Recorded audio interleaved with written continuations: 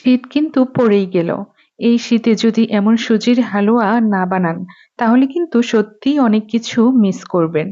আজ আমি দেখাবো খুবই সহজ কিন্তু একদম পারফেক্ট, নরম ঘিয়ে গ্রানের দারুণ স্বাদের সুজির হালুয়া।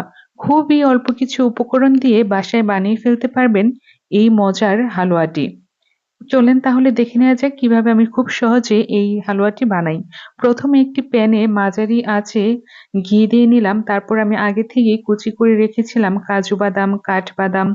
আপনারা আপনাদের পছন্দ মতো যেকোনো বাদামই এখানে ইউজ করতে পারেন। আর অবশ্যই বাদামটা খুবই ক্রিস্পি করে ভেজে নিবেন, কারণ ক্রিস্পি না হলে খেতে কিন্তু মজা লাগবে না। আর অবশ্যই চুলার আঁচটা মাঝারি রাখার চেষ্টা করবেন। তো আমি অনবরত নাড়াচাড়া দিয়ে নিচ্ছিলাম, না হলে পুড়ে যাওয়ার সম্ভাবনা থাকে। এরকম ব্রাউন কালার হলেই তুলে নিবেন। এরপর আমি সুজি দিয়ে নিলাম। সুজিটাও আমি ঘিয়ে খুব সুন্দর করে ভেজে নিব, কারণ এই যে ঘি দিয়ে আমি ভাজবো এটারই খুব সুন্দর একটা ঘ্রাণ আসবে আর খেতেও কিন্তু অনেক বেশি মজার হবে। খুবই অল্প আঁচে চুলাটা রেখে এই সুজিটা কিন্তু ভাজতে হবে, না হলে পুড়ে যাওয়ার সম্ভাবনা থাকবে। খুব সুন্দর করে নাড়াচাড়া করে ভেজে নিতে হবে, দেখবেন খুব সুন্দর একটা স্মেল আসবে। এরপর আমি এখানে এড করে নিব দুধ। সবচেয়ে বড় কথা হচ্ছে এই জায়গাতেই কিন্তু অনেকের হালুয়াটা নষ্ট হয়ে যায়। খুব ধৈর্য সহকারে খুব সুন্দর করে নাড়াচাড়া দিতে হবে, না হলে কিন্তু দানা দানা গোটা হয়ে যাবে। খেতে একদমই ভালো লাগবে না আর পারফেক্ট হালুয়া তো হবেই না।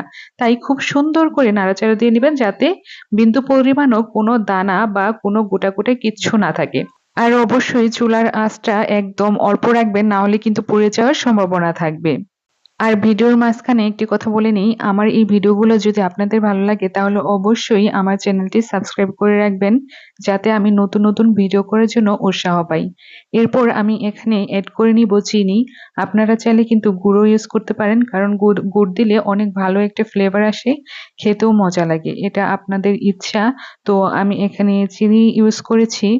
তো চিনিটা দেওয়ার পরে আরো সুন্দর করে খুব ভালোভাবে নাড়তে হবে, কারণ চিনিটা মিশিয়ে ফেলতে হবে একদম। তারপর যখন দেখেন অনেকটা কিন্তু ঘন হয়ে গেছে, এভাবে আস্তে আস্তে কিন্তু ঘনত্বটা বাড়তে থাকবে আর হচ্ছে সুজির হালুয়াটা পারফেক্টলি হবে। অবশ্যই খেয়াল রাখবেন যে এরকম যখন ঘন হবে তখন কিন্তু চিনিটা ব্যবহার করার চেষ্টা করবেন। এই তো দেখেন খুব সহজ এটা বানাতে। এটা কিন্তু বাসার ছোট থেকে বড় সবারই অনেক বেশি ফেভারিট। এই যে দেখেন খুবই অল্প সময়ে অল্প কিছু উপকরণ দিয়ে হয়ে গেল আমার মজার এবং পারফেক্ট সুজির হালুয়া। এরপর আমি এখানে একটি পাত্রে আমি সুজির হালুয়াগুলো নিয়ে নিচ্ছিলাম। তো নেয়ার পরে আমি আমার পছন্দ মতো ও যে আগে থেকে যে বাদামগুলো আমি ভেজে রেখেছিলাম সেগুলো দিয়ে নিলাম।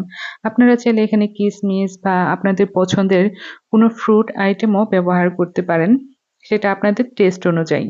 তো হয়ে গেল আমার সুন্দর এবং মজার সুজির হালুয়া। আপনারা কিন্তু এই শীতে অবশ্যই এটা ট্রাই করবেন। এটা কিন্তু অনেক বেশি মজার হয় আর শীতকালে এটা খেতে আরো বেশি মজার হয়। ভিডিওটা যদি ভালো লেগে থাকে তাহলে অবশ্যই লাইক দেন, কমেন্ট করেন আপনি চিনি না গুড়ের হালুয়া বেশি পছন্দ করেন। আমার কিন্তু চিনি আর গুড় দুটাই অনেক বেশি ভালো লাগে। আর এমন সহজ রেসিপি পেতে চাইলে অবশ্যই আমার চ্যানেলটি সাবস্ক্রাইব করে রাখবেন। আল্লাহ হাফেজ।